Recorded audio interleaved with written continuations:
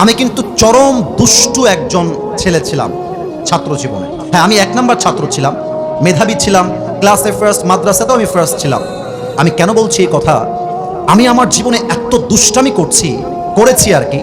এমন একটা সিচুয়েশন আসছে যে আমার বাবা কষ্টে বুক ফেটে গেছে যে আসিফ এটা কি করছে, এত দুষ্টু, এত বদমাইশ, এত খারাপ কেন করছে আসিফ? বয়স আমার কম। বিশ্বাস করেন, আমার আব্বা যদি ওই সময় আমাকে বলতো আসিফ তুই বের হয়ে যা, তোর মতো সন্তান আমার দরকার নাই, তুই বেয়াদব, তুই এই তুই সেই, তুই আমার সন্তান না, বের হয়ে যা, তবে সেই আসিফ আজকে আসিফ হুজুর হতে পারতো না। আমি আমার বাপকে আজকে ধন্যবাদ জানাই। আমি এত অন্যায় করেছি, আমার বাপ কখনো আমাকে বাড়ি থেকে বের করে দেয় নাই। এত অন্যায় করেছি, আমার বাপ কখনো আমাকে বাড়ি থেকে বের করে নাই। আব্বা এটা করো না আব্বা, আমি তো মাদ্রাসার প্রিন্সিপাল আব্বা, তোমার কাছে আমার বদনাম হয়, বুঝাইছে।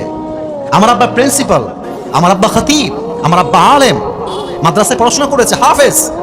আমাকে সবসময় বলতো আব্বা রে এটা কইরো না আব্বা, এটা তুমি কইরো না আব্বা, তুমি না 1 নাম্বার ছাত্র আব্বা, তুমি এটা করলে মানায় না আব্বা, করতে যেও না। ওই যে আব্বা বুঝাইছে আমারে, একটা সময় গিয়ে বুঝে আসছে এই দুনিয়ার চাকচিক্য আসলে কিছুই না। ওয়ামাল হায়াতুদ দুনিয়া ইল্লা মাতাউল গুরুর। The life of this world is nothing more than play and entertainment. এই দুনিয়ার জীবনটা খেল তামাশা ছাড়া আর কিছুই নয়। একটা সময় আব্বা ছিল ধৈর্যশীল।